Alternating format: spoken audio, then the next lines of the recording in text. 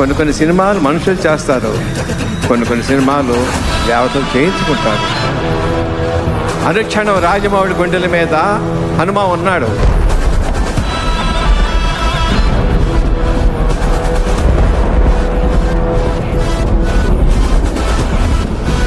The first day మహేష్ని రాముడి వేషం వేసి తీసుకొచ్చి ఫోటో షూట్ చేస్తుంటే ఐ హ్యాడ్ గూస్ బంప్స్.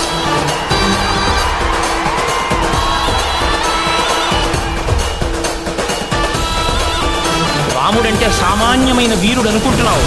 ఆయన అంటాడు, మండిత విస్ఫులింగ విషమ జ్వలితానల కీలలు వజ్జగ పాండవ నిండ రామ వసుధాదిపుడేశడు వజ్ర సాధన ఖండిత పంచి కంట కడకంట పురాంతక శైలచాలనొద్దండ బల ప్రచండ పురదండ నిఖండల చెడ్డకాండములు.